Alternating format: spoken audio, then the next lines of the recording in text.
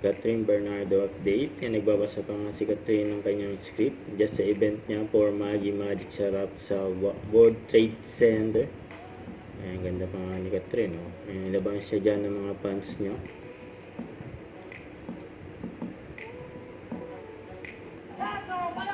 Ayan, tinawag na si Catherine sa stage.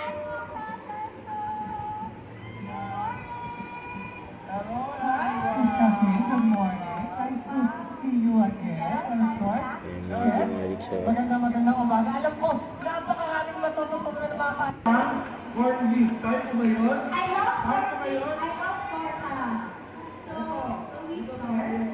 Very simple lang yung nilutuin natin. Dahil, eto siya, alam mo yun, pag-start tayo yung nilutuin natin. Dahil, eto siya, alam mo yun, pag-start tayo sa egg, ang daming mo nang magagawa. Diba?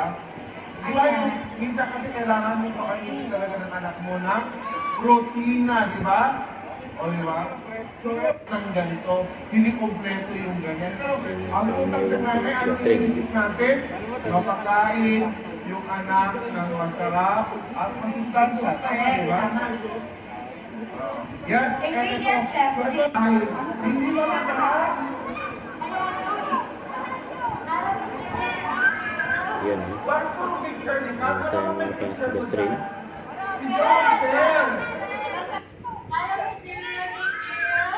Bakit puro picture ni Kat? Wala ka may picture ko dyan?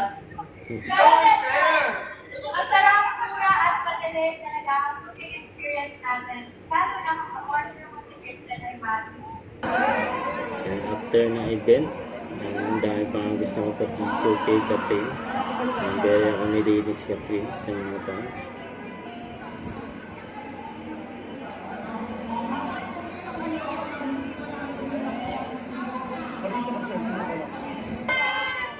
Ayan na si Catherine, sasakay na sa kanyang service.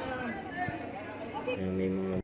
Don't forget to subscribe, click the notification bell for my update. This is Richard the Action Vlog. Stay tuned for more videos. See ya.